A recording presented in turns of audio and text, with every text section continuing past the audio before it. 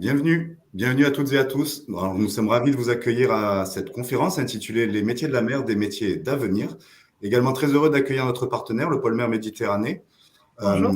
Et vous, donc information sur les métiers organisés par la région Sud. Bonjour Anne-Yvonne, bonjour Jade. Bonjour Cyril, bonjour Jade. Voilà, donc juste pour vous préciser que d'autres webinaires infométiers organisés avec Sudirama sont visionnables sur notre chaîne YouTube. Vous pouvez y accéder à partir du site Orientation Région Sud. Et sachez que le prochain et le dernier webinaire qui sera monté et proposé dans ce cadre sera le 14 mars et sera consacré au métier du sanitaire et du médico-social. Voilà. Donc, je laisse la parole maintenant à Jade pour nous présenter les métiers de la mer. Voilà. Très bien, merci beaucoup. Merci Cyril, merci Anne-Yvonne. Je tiens tout d'abord à remercier donc la région Sud et le groupe Sudirama d'avoir sollicité le pôle mer Méditerranée pour vous faire découvrir le potentiel des métiers du maritime et des métiers donc dits d'avenir. Donc, peut-être avant de vous présenter l'économie bleue et tous les secteurs d'activité qui en découlent, je me présente assez rapidement. Donc, je suis Jade Saez, gestionnaire de projet éolien offshore flottant et chef de projet autour de l'emploi et de la formation. Donc, aujourd'hui, j'interviens donc pour vous présenter l'économie bleue et l'ensemble des métiers autour de cette économie. Donc, avant toute chose, je vous ai mis sur cette slide les fondements de l'économie maritime pour bien comprendre ce qu'est l'économie du maritime. Avant toute chose, il faut savoir que la mer couvre les 3/4 pour les 3/4 de la surface du globe. Plus de 90% des biens qui sont produits et fabriqués et utilisés dans le monde transitent aujourd'hui par voie maritime. Et donc, selon la définition de la Banque mondiale, l'économie bleue correspond à l'utilisation durable des ressources océaniques en faveur de la croissance économique, l'amélioration des revenus et des emplois et la santé des systèmes océaniques. Au niveau mondial, il faut savoir que la France possède la deuxième plus grande superficie d'espace maritime au monde, juste derrière les États-Unis, avec plus de 11 millions de kilomètres carrés, ce qui est quand même assez conséquent. Elle permet d'accroître donc l'économie nationale en favorisant l'exploitation durable de ces ressources marines. Ici, sur cette diapositive, donc, vous voyez une étude qui avait été publiée par KPMG International en juin 2021. Vous avez un ensemble d'activités dédiées au secteur du maritime. Vous avez à la fois les activités en lien avec l'extraction des ressources non vivantes et vivantes, mais aussi les activités en lien avec l'exploitation des ressources maritimes. En ce qui concerne donc les activités en lien avec l'extraction des ressources non vivantes, vous avez plusieurs secteurs, plusieurs domaines d'activité, comme l'exploitation minière, l'utilisation de l'hydrogène, les activités de dragage, la désalinisation de l'eau pour rendre l'eau potable, ou bien encore les activités d'extraction de pétrole ou de gaz que vous devez sûrement connaître. Ensuite, vous avez l'extraction donc des ressources vivantes. On peut créer, grâce aux ressources vivantes issues de la mer, des biotechnologies, donc créer des produits pharmaceutiques ou bien encore des cosmétiques. On peut également se nourrir grâce aux denrées maritimes avec l'aquaculture ou bien encore avec les activités de pêche. Donc, adossé à ces activités d'extraction, vous avez toutes les activités en lien avec l'exploitation marine. On utilise la mer pour produire des énergies marines renouvelables, des nouvelles sources d'énergie. Actuellement, on connaît un petit peu les enjeux énergétiques que connaît notre pays. Donc, c'est une source aussi, la mer, c'est une source de denrées en termes de ressources énergétiques pour les énergies maritimes et principalement pour l'éolien offshore flottant. Et puis, vous avez aussi donc toutes les activités liées au transport maritime. Voilà, c'est par le transport maritime que l'ensemble de vos produits transitent chaque jour. Vous avez les activités en lien avec la défense pour protéger nos territoires. Et puis, vous avez des activités en lien avec tout ce qui est télécommunication.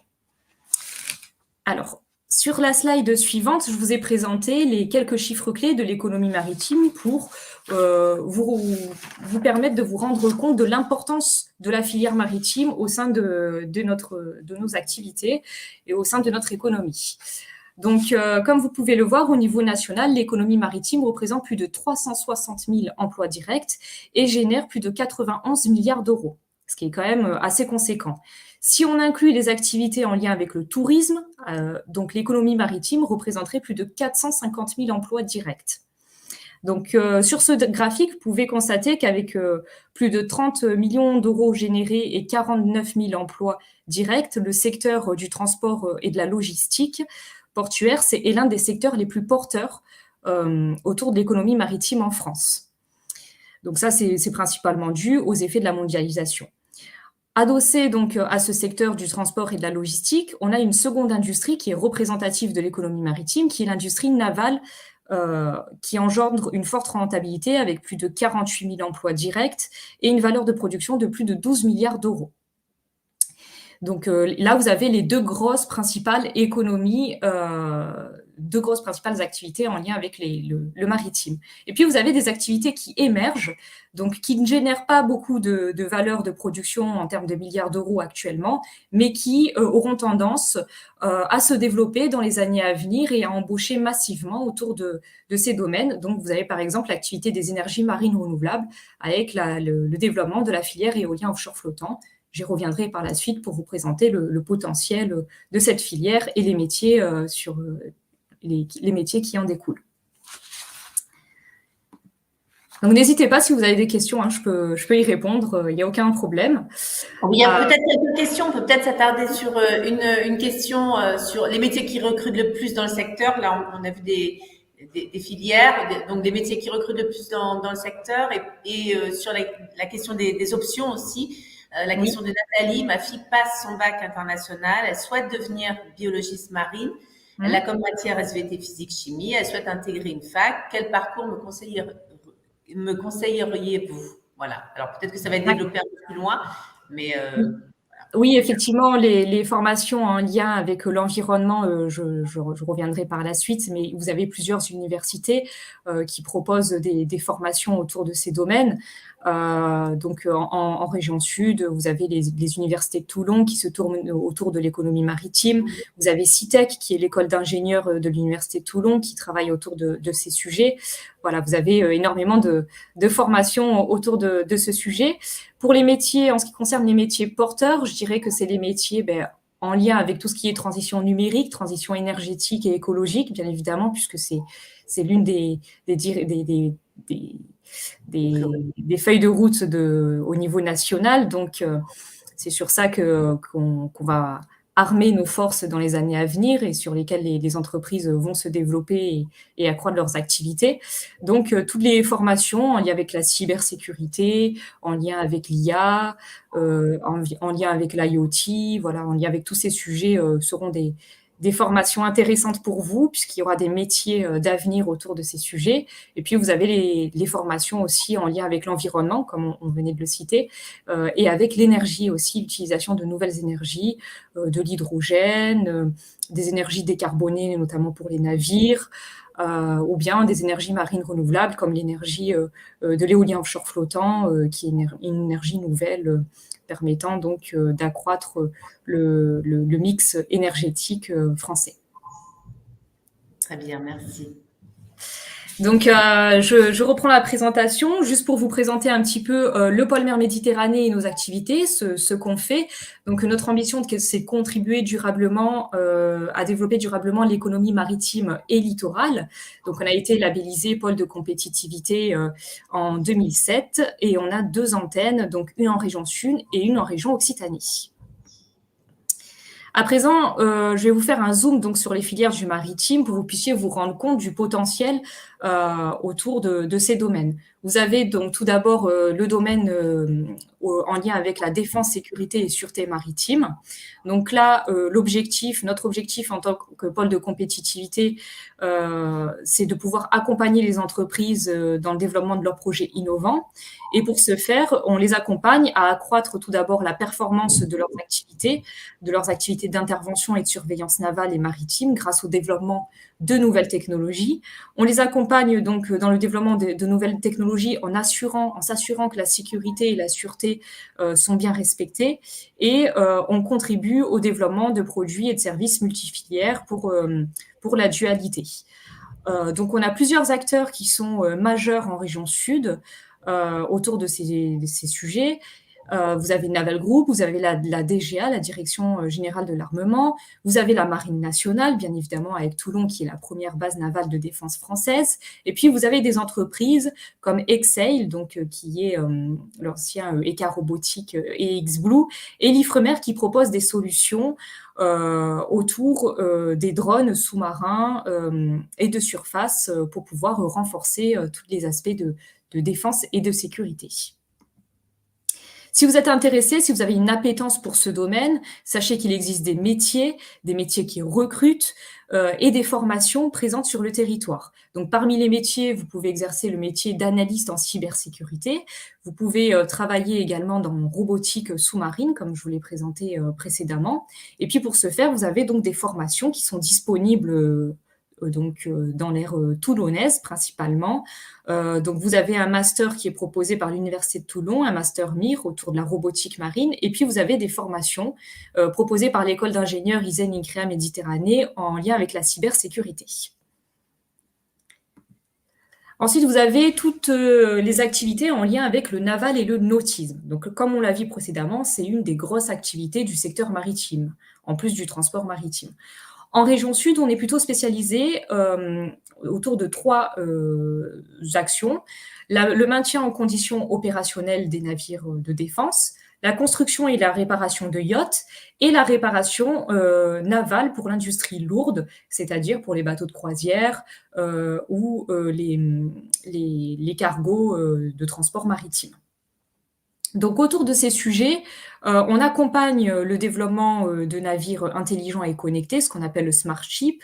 On favorise le développement de navires plus respectueux pour l'environnement. Donc, on intègre bien évidemment dans le naval la notion de transition écologique avec le green ship.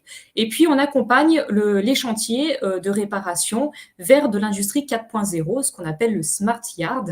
Donc, il faut bien comprendre que le naval et le nautisme, c'est pas uniquement la construction et la réparation de bateaux, ça intègre également aussi toutes les solutions numériques et écologiques respectueuses de l'environnement. Donc là, je vous ai mis quelques exemples d'entreprises phares positionnées en région sud. On retrouve bien évidemment Naval Group, qui est l'entreprise de référence de défense navale. Vous avez également CGLEC Défense et Navale qui travaille sur ces sujets. Et puis, vous avez d'autres entreprises spécialisées plutôt dans le yachting, comme Monaco Marine.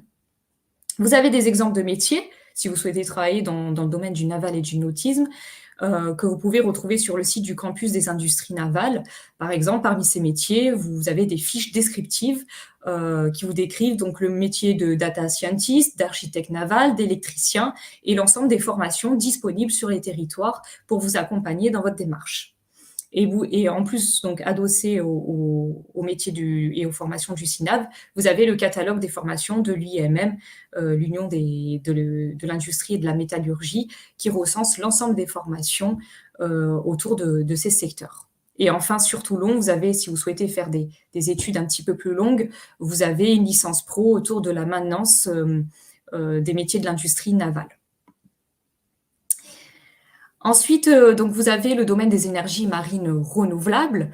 Donc là, je vous l'ai présenté précédemment. C'est une filière qui se développe, qui est en cours de développement. On va avoir donc plusieurs fermes pilotes qui vont se développer à l'horizon 2023-2024 en Méditerranée et en région aussi Occitanie. Et puis actuellement, on a des appels d'offres pour développer des fermes commerciales pour produire une électricité plus décarbonée, plus respectueuse de l'environnement et pour pouvoir surtout répondre aux objectifs qui ont été fixés par l'État, qui sont d'atteindre 40% d'électricité renouvelable d'ici 2030, de produire une énergie décarbonée et de passer à 33% la part des énergies renouvelables dans le mix électrique. Donc, si vous avez une appétence pour les énergies marines renouvelables, pour l'environnement et l'écologie et l'énergie, vous avez plusieurs types de métiers qui peuvent vous être proposés. Donc, vous avez des métiers en lien avec le développement de projet, des métiers en lien avec la fabrication et l'assemblage, et puis des métiers en lien avec l'installation et l'exploitation. Dans la phase de développement de projet, vous pouvez être océanographe, bentologue, sédimentologue, chef de projet, architecte naval, architecte d'éolien.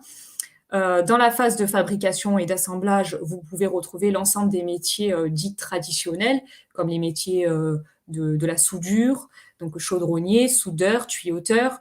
Voilà, vous retrouvez tout ce type de métiers. Et puis enfin, dans l'installation et l'exploitation, vous retrouvez des métiers qui sont plutôt spécialisés à l'installation des éoliennes en mer, comme technicien de maintenance sur éoliennes, opérateur de drones sous-marins, pilote d'hélicoptères.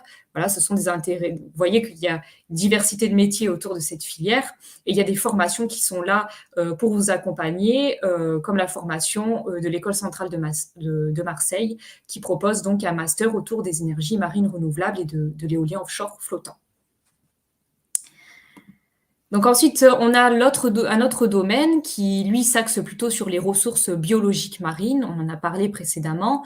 Donc là, vous pouvez travailler autour de tout ce qui est biotechnologie bleue pour utiliser donc les ressources maritimes pour créer des produits pharmaceutiques, des cosmétiques.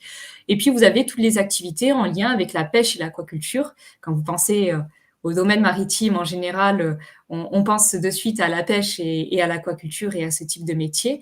Il ne faut pas les oublier parce que c'est des métiers importants qui méritent d'être connus et où la transmission du savoir est très importante sur le territoire.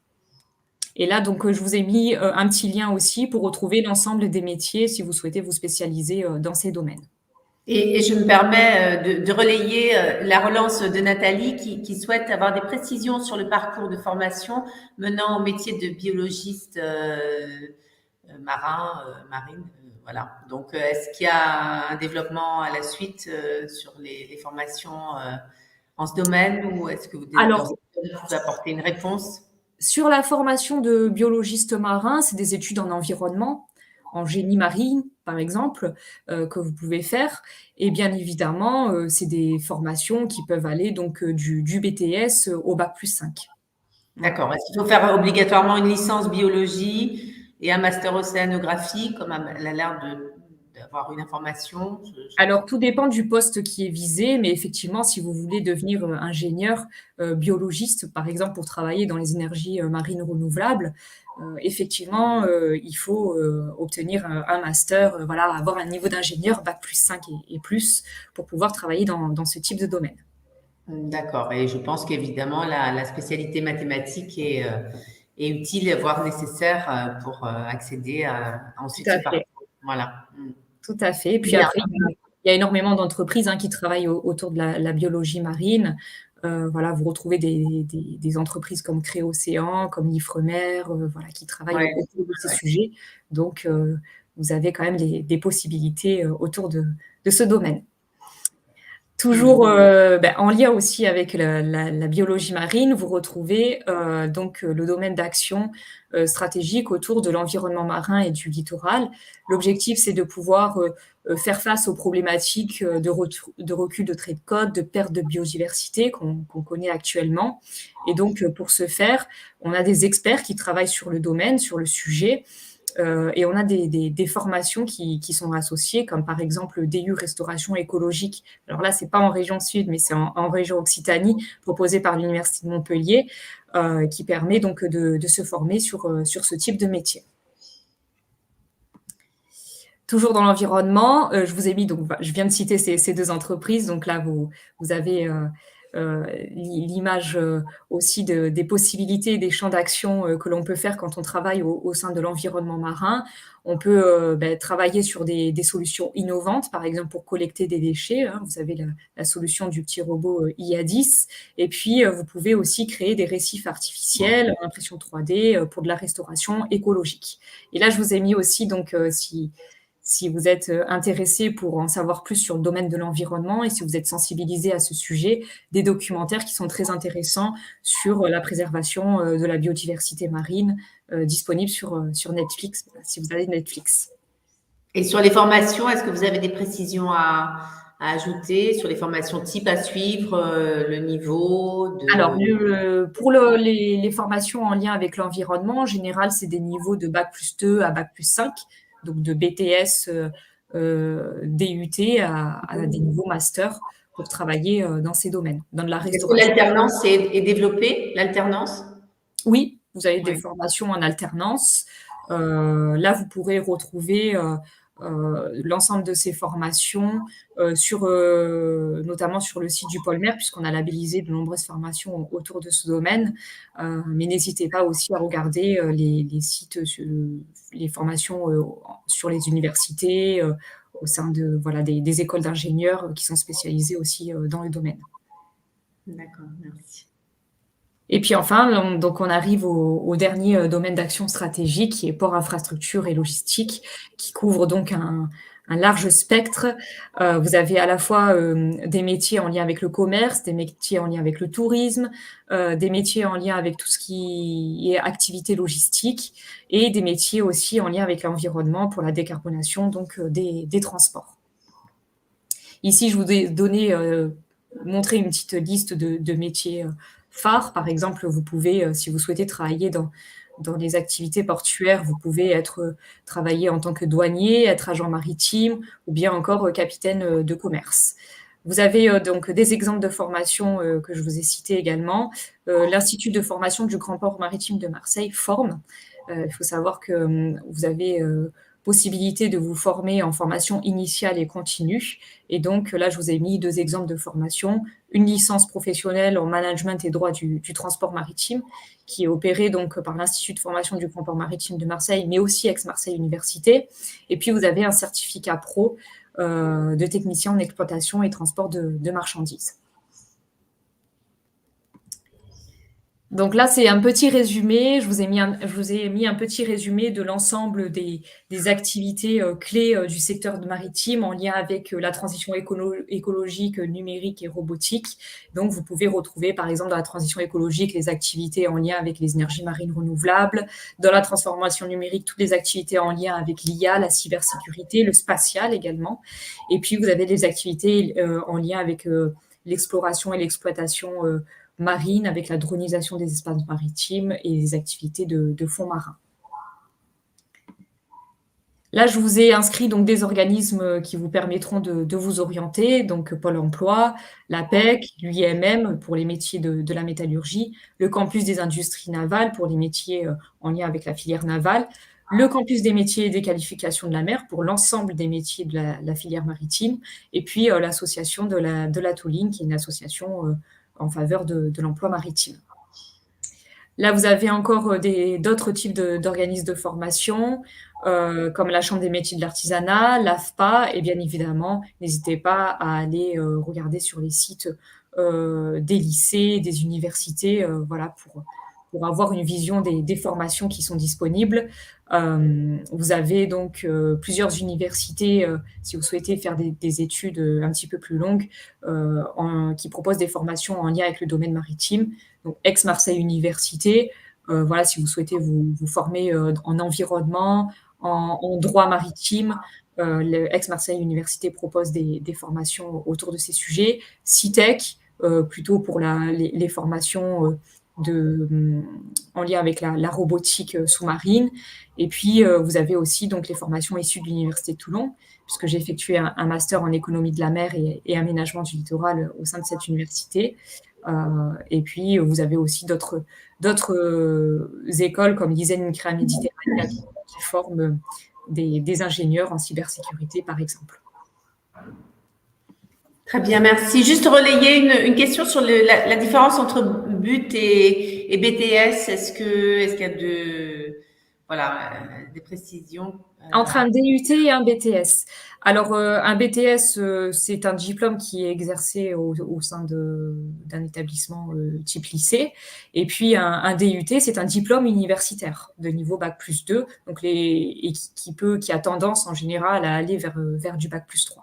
Mais peut-être que Cyril pourra me conforter dans cette réponse. Mais, Non, c'est tout à fait ça. Je vois qu'il y avait également une question, on ne l'a pas relevée peut-être à Yvonne, sur, on parlait des métiers dans le port. Est-ce que en termes justement d'accès ou de qualification pour ce secteur, peut-être préciser Alors, les métiers du portuaire sont très vastes, hein. Vous avez plusieurs types de métiers, allant de l'agent exploitant au douanier, par exemple. Donc, c'est des métiers qui vont du CAP au Bac+5, en fonction des spécialités. Voilà. Et c'est des métiers qui recrutent, et effectivement, avec la présence du Grand Port Maritime de Marseille, voilà, ce sont des métiers qui sont fortement demandés et qui sont en tension sur le marché. Très bien. Et peut-être terminer aussi, enfin, ou en tout cas, évoquer la place des femmes dans Oui, tout à ce fait. grand secteur. Oui. Voilà. Est-ce que c'est un secteur qui est attractif pour les femmes? Effectivement, la filière navale, d'ailleurs, prône la féminisation des femmes dans les professions, hein. Vous avez des entreprises comme Naval Group qui agit en faveur de la féminisation pour montrer que la filière navale n'est pas uniquement une filière destinée aux hommes, que les femmes peuvent totalement avoir un plan de carrière et des possibilités d'accès à de la formation au travers de ce type d'entreprise. Très bien. Super. En tout cas, un grand merci, Jade, pour cette une présentation vraiment très, très complète et qui nous a permis de mettre en exergue la diversité, en tout cas, des métiers de la mer. Un panel vraiment incroyable, en tout cas, de métiers. Une richesse, en tout cas. Qui donne envie. Qui donne envie, en tout cas. Voilà, c'est exactement le mot. Merci, Anne-Yvonne. Et vraiment des informations très éclairantes qui ont été apportées sur les métiers de la mer. Peut-être un mot pour conclure. Je vous laisse le mot de la fin, Anne-Yvonne, Jade. Oui, alors moi juste remercier encore Jade pour effectivement cette précision et ce détail pour s'immerger dans ce secteur si vaste et mieux connaître ces métiers. Voilà, j'espère que ça donnera des envies, que ça va susciter des vocations. Des vocations, Pardon? Des vocations, tout à fait. C'est tout l'enjeu de ce webinaire, c'est vraiment donner envie, donner à voir. Voilà, et puis j'espère avoir aussi, que cette conférence a bien éclairé aussi sur les parcours de formation et puis tous les pôles de formation qui existent sur notre région pour accéder à ces métiers. Donc une présentation très complète, riche. Voilà, je remercie Jade. Je vous donne rendez-vous sur le site Orientation Région Sud, sur sa chaîne YouTube, pour revisionner cette vidéo, les précédentes. Et puis, je vous donne rendez-vous au 14 mars pour une autre et dernière session de webinaire. Merci Jade. Le mot de la fin. Merci beaucoup. Merci à tous de votre attention. Et puis, n'hésitez pas, si vous souhaitez en savoir plus, vous avez mes coordonnées sur cette planche. Donc, le pôle mer sera ravi de répondre à vos questions et de vous accompagner. Très bien. Merci beaucoup. Merci aux internautes aussi de nous avoir suivis. Voilà. Merci. Bonne soirée. Bonne soirée. Au revoir. Au revoir.